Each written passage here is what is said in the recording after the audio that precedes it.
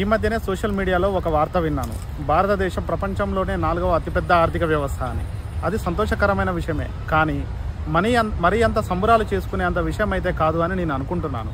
ఎందుకంటే మన భారతదేశం యొక్క జనాభా 140 కోట్లు, అలాగే చైనా దేశం యొక్క జనాభా కూడా 140 కోట్లతో మనతో సమానంగా ఉన్నది. కానీ ఇక్కడ మన ఆర్థిక వ్యవస్థ చూసుకుంటే మన ఆర్థిక వ్యవస్థ $4 ట్రిలియన్, దట్ ఈస్ 4 లక్షల కోట్లు. అదే చైనా యొక్క ఆర్థిక వ్యవస్థ చూసుకుంటే $19 ట్రిలియన్, అంటే 19 లక్షల కోట్లు. ఇది చైనాతో కంపేర్ చేసుకుంటే మనది చాలా తక్కువ. దీన్ని జనాభా ప్రతిపాదికన తీసుకుంటే పర్ క్యాపిటల్ ఇన్కమ్ అనేది కీ రోల్ ప్లే చేస్తుంది. అది మన జాతీయ తలసరి ఆదాయం వచ్చేసి మన భారతదేశంలో 2,80,000 మాత్రమే. ఎప్పుడైతే దీన్ని మనం పెంచుతామో అప్పుడే మన ఆర్థిక వ్యవస్థ వృద్ధి చెందుతుంది. దేశంలో ఎక్కువ పర్సెంటేజ్ యువత ఖాళీగా ఉండటం వల్లనే ఇలాంటి పరిస్థితులు సంభవిస్తున్నాయి.